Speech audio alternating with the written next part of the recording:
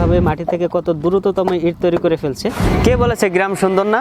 দেখার মতো দেখতে পারলে সব জিনিসই সুন্দর। তাই তো আজকে আমরা শহর থেকে অনেকটা দূরে চলে যাব, গ্রামের সৌন্দর্য দেখব ও আপনাদেরকে দেখাবো। চলেন একসঙ্গে দেখা যাক।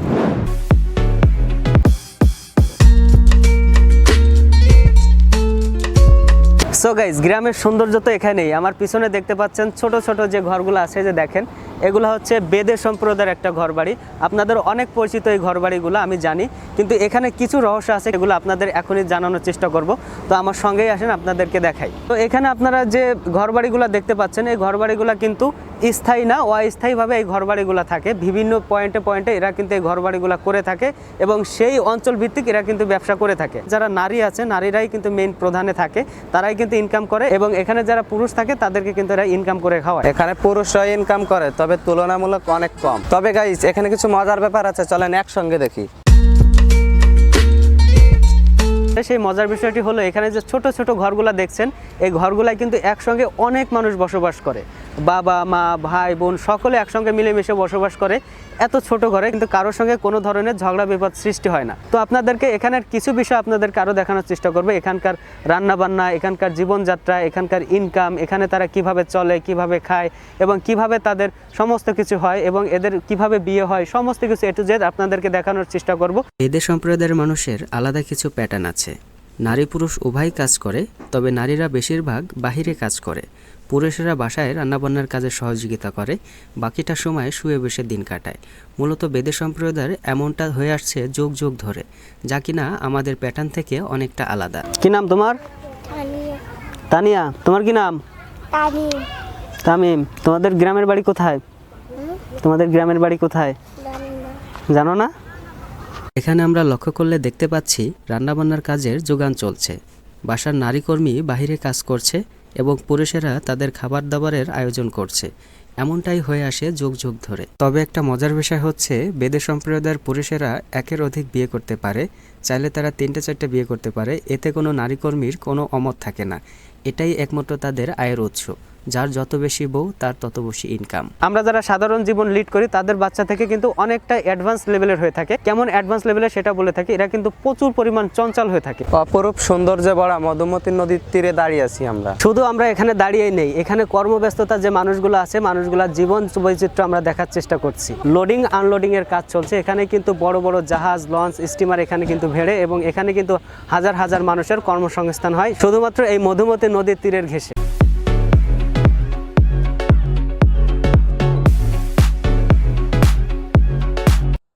সো বন্ধুরা, এই মুহূর্তে দেখলেন আমি এই সাঁকোটা কিন্তু পার হয়ে আসলাম এই সুন্দর থেকে।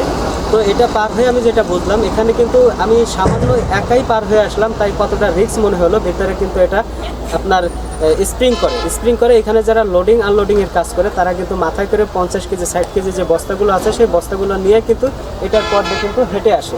আমি একবার চিন্তা করছি এরা কতটা রিস্ক নিয়ে এখানে কাজ করে এবং এদের কতটা কষ্ট হয়। আসলে জীবন জীবিকা নির্ভর ক্ষেত্রে আমাদের পুরুষ যারা আছে, আমাদের কিন্তু অনেক পদক্ষেপে স্টেপ নিতে হয়, এবং সেটাই আমি এখানে উপলব্ধি করলাম। মূলত এখন আমি আছি একটা জাহাজের উপরে। এই জাহাজের উপরে আমি থেকে ফিল করলাম যে আসলে এখানে যে কাজগুলো মানুষ করে, এখানে যারা লেবার আছে, তাদের কিন্তু অতিরিক্ত পরিশ্রম হয়, এবং তাদের যে কাজের অগ্রগতি দেখে আমার খুবই ভালো লাগলো, এবং সেই সঙ্গে অনেক খারাপও লাগলো, কারণ এটা কিন্তু খুবই রিস্কজনক একটি কাজ।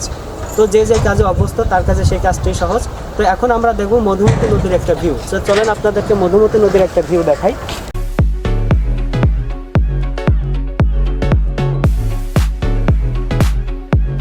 প্রকৃতি যে এত সুন্দর, এত স্নিগ্ধ, শুধুমাত্র মধুমতি নদীর তীরে আসলেই বোঝা যায়। তাই তো আপনি যদি কখনো মূলহাট কিংবা গোপালগঞ্জ যদি আসেন, তাহলে কিন্তু এই সুন্দর প্রকৃতি দেখতে ভুলবেন না। এখানে লোকেশন হচ্ছে মধুমতি নদীর তীরে। আপনি এখানে সরাসরি চলে আসতে পারবেন। আপনার যে মধুমতি যে নদীর তীর আছে, তীর ঘেঁষে কিন্তু আপনি এই সুন্দর এই প্লেসটা পেয়ে যাবেন। তো গোপালগঞ্জ এবং মূলহাট যারা আসবেন, তারা কিন্তু এই প্লেসটাকে একদম মিস করবেন না, খুবই ভালো লাগবে, কারণ এই এত স্নিগ্ধ, এত সুন্দর একটা জায়গা, যা দেখলে আপনার মন হৃদয় জুড়িয়ে যাবে। চলেন গ্রামীণ সৌন্দর্য আরও আপনাদেরকে আপনাদেরকে দেখাবো, আজকে গ্রামীণ সৌন্দর্য আপনাদেরকে মন ভরে দেখাবো। চলেন আমার সঙ্গেই চলেন। দেখে মনে হচ্ছে পাহাড়ি এলাকায় চলে এসেছে, কিন্তু সেরকমটা না। সো গাইজ, এতক্ষণ কি মনে হচ্ছিল আমরা কোনো একটা পাহাড়ি অঞ্চলে চলে এসেছি, সেরকমটাই মনে হচ্ছিল। আসলে সেরকমটা কিছু না, আমরা চলে এসেছি একটা ইট ভাটায়। আজকে ইট ভাটায় দেখবো কিভাবে ইট পোড়ানোর কাজ হয়, কিভাবে এই সমস্ত প্রসেসিং হয়, সেই সমস্ত বিষয়গুলো দেখবো। এবং আপনাদেরকে আরও দেখানোর চেষ্টা করবো এখানে কি কি বিষয়সমূহ আছে এবং এখানে কি কি পাওয়া যায় এবং কিভাবে মানুষজন কাজ করছে। ইট ভাটার কাজ কি পরিশ্রমের নাকি সুখের, এখানে মানুষের জীবনযাপন কিভাবে চলে, সমস্ত কিছু এ টু জেড আপনাদেরকে দেখানোর চেষ্টা করব। আর সবচেয়ে মজার বিষয় হচ্ছে এখানে এত সুন্দর ভিউ, যা দেখলে আপনার মন হৃদয় একদম জুড়িয়ে যাবে। আমরা এখন এটার ভিতরে যাব, দেখতে পাচ্ছেন অনেক সুন্দর করে এটা এখানে সাজানো গোছানো আছে। এখানে কিভাবে ইট বানানোর কাজ চলে সেগুলো আপনাদেরকে দেখানোর চেষ্টা করব। তো চলেন একসঙ্গে দেখা যাক। সো গাইজ, এই মুহূর্তে আমরা কিন্তু ইট ভাটার ভিতরে চলে এসেছি। আমার পিছনে দেখতে পাচ্ছেন সারি সারিভাবে ইট সাজানো আছে। আমার এই যে সাইডে দেখতে পাচ্ছেন এখানে কিন্তু ইট পোড়ানো হচ্ছে। আজকে আপনাদেরকে এ টু জেড সমস্ত কিছু দেখানোর চেষ্টা করব, কিভাবে ইটের মাটি মিক্সার হয়, কিভাবে কাঁচা ইট তৈরি হয়, কিভাবে পোড়ানোর কাজ তৈরি হয়, কিভাবে কয়লা দিয়ে পোড়ানো হয়, সমস্ত কিছু এ টু জেড এভরিথিং সমস্ত কিছু আপনাদেরকে দেখানোর চেষ্টা করব।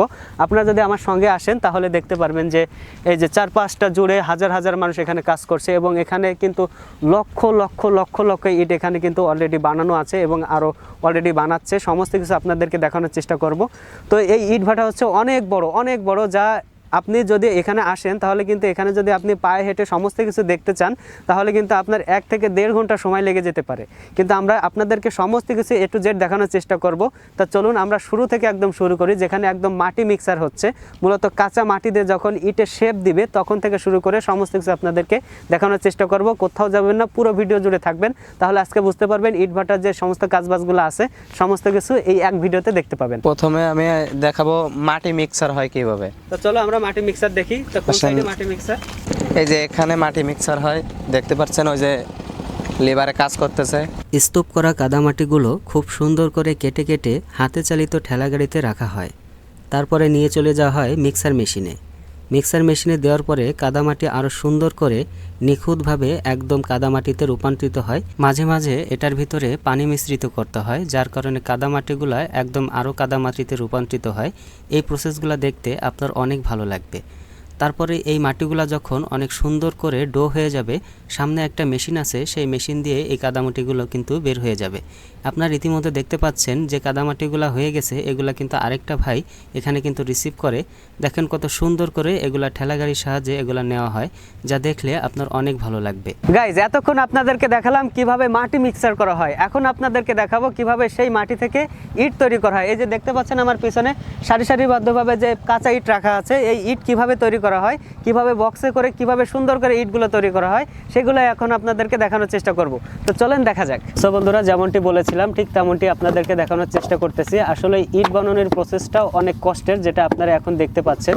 তো এখানে 2 জন করে এখানে কাজ করে। আপনারা যে মাটি মিক্সার দেখিয়েছিলাম, এই যে সেই মাটি মিক্সারগুলো এই যে খুব সুন্দর করে এখানে রাখা আছে।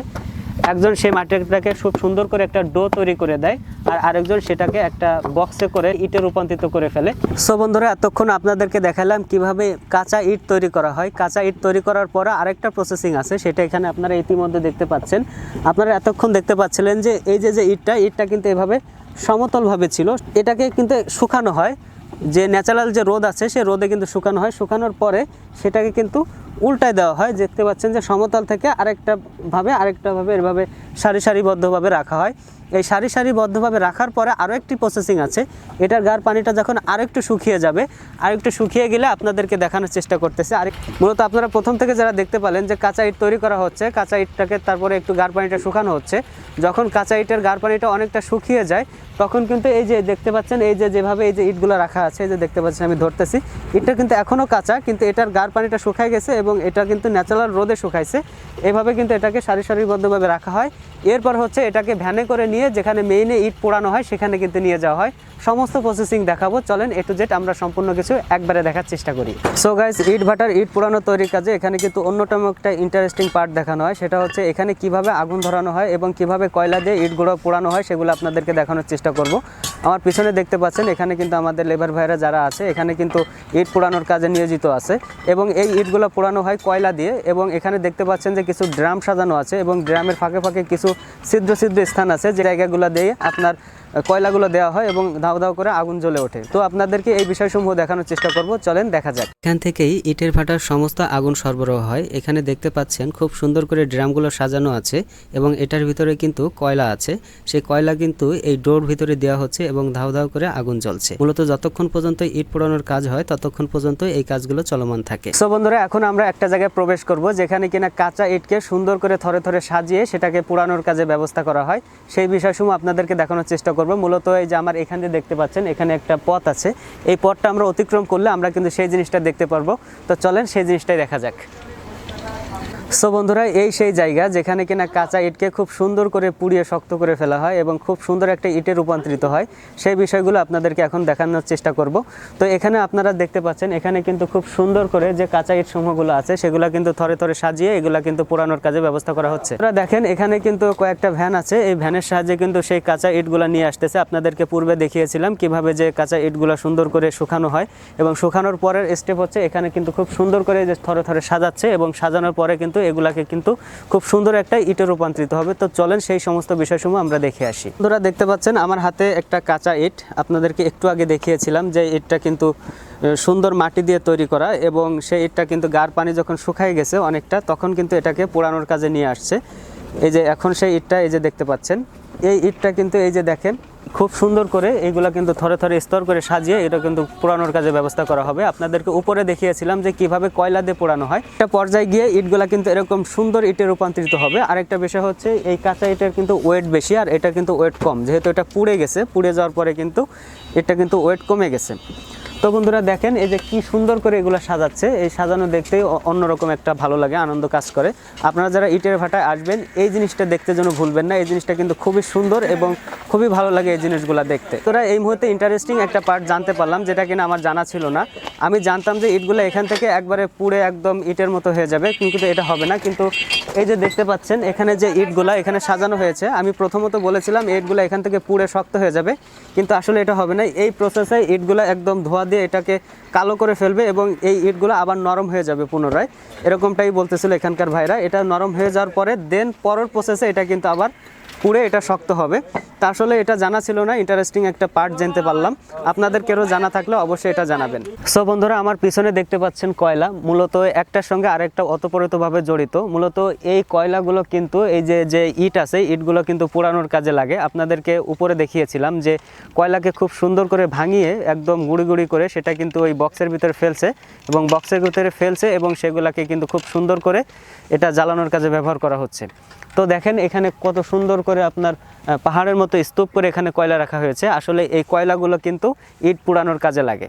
তো এখানে আপনাদেরকে আরও বিষয়গুলো দেখাই, আপনারা দেখলেই বুঝতে পারবেন যে এখানে আপনারা যদি দেখেন এই যে কয়লা স্তূপ করে রাখা আছে, এই কয়লাগুলো কিন্তু ওই যে মেশিন দেখতে পাচ্ছেন, ওই মেশিন দিয়ে কিন্তু এগুলো কিন্তু ভাঙানো হয় এবং ভাঙিয়ে এটা কিন্তু গুঁড়ি গুঁড়ি করা হয়। গুঁড়ি গুঁড়ি করার পরে কিন্তু এটা পোড়ানোর কাজে ব্যবহৃত হয়, যা ইতিমধ্যে আপনাদেরকে দেখিয়ে ফেলেছি। সো বন্ধুরা, দেখতে দেখতে আমরা কিন্তু আমাদের ভিডিওর শেষ পর্যায়ে চলে এসেছি। ভিডিওর কোন পার্টটি আপনাদের সবচেয়ে বেশি ভালো লেগেছে অবশ্যই কমেন্ট করে জানাবেন। যারা আমাদের ভিডিওটি ফেসবুক থেকে দেখতেছেন তারা অবশ্যই আমাদের পেজটিকে ফলো দিবেন, আর যারা ইউটিউব চ্যানেল থেকে দেখতেছেন অবশ্যই চ্যানেলটিকে সাবস্ক্রাইব করবেন। সকলে সুস্থতা কামনা করছি। Till the end take care, bye by.